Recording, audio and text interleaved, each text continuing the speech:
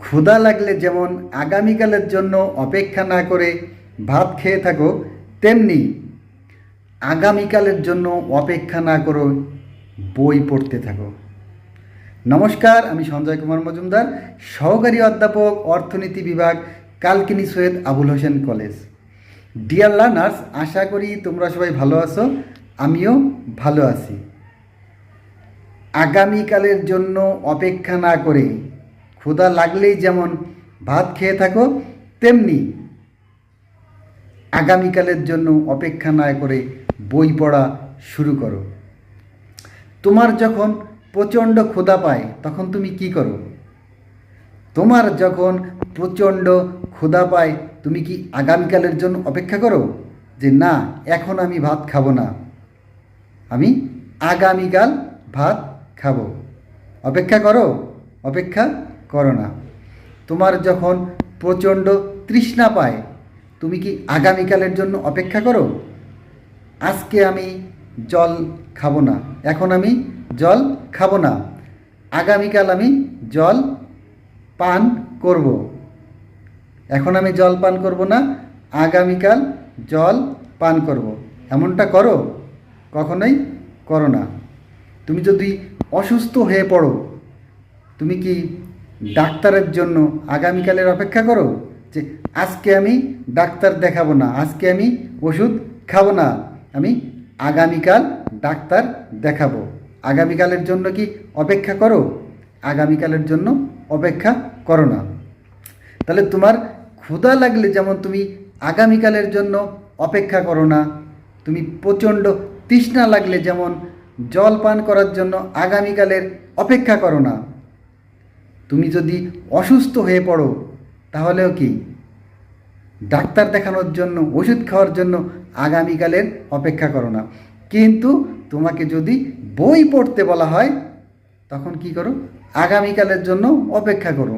এখন আমি বই পড়ব না, আগামীকাল থেকে বই পড়ব।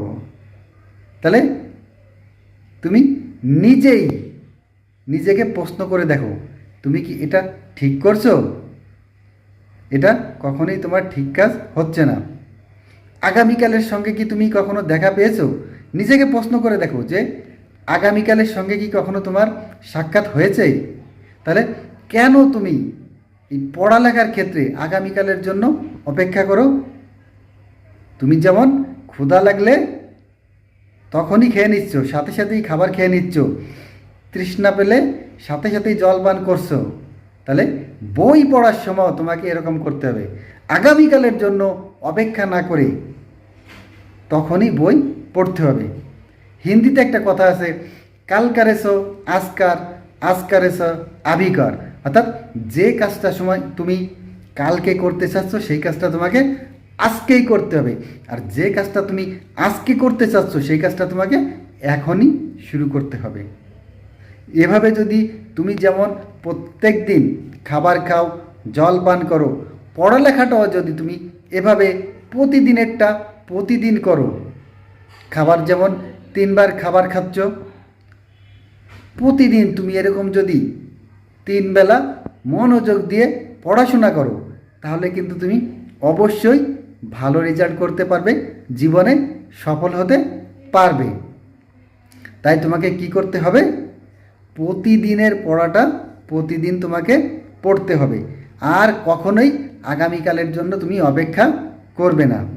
হ্যাঁ, আগামীকালের জন্য অপেক্ষা করবে কখন জানো? যখন তোমার প্রচণ্ড রাগ হবে, তুমি রেগে যাচ্ছ, তখন তুমি কি সাথে সাথেই রাগ করবে না।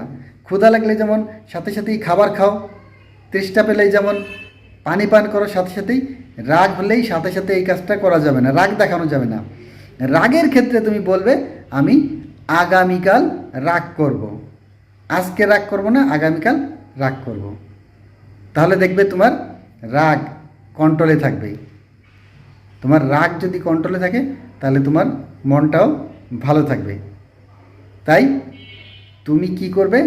আজ থেকেই, এখন থেকেই মনোযোগ দিয়ে পড়াশোনা করবে। আমরা পরবর্তী ক্লাসে অন্য কোনো বিষয় নিয়ে আলোচনা করব। তোমরা সবাই ভালো থাকবে, পড়ালেখার সঙ্গেই থাকবে। সবাইকে ধন্যবাদ।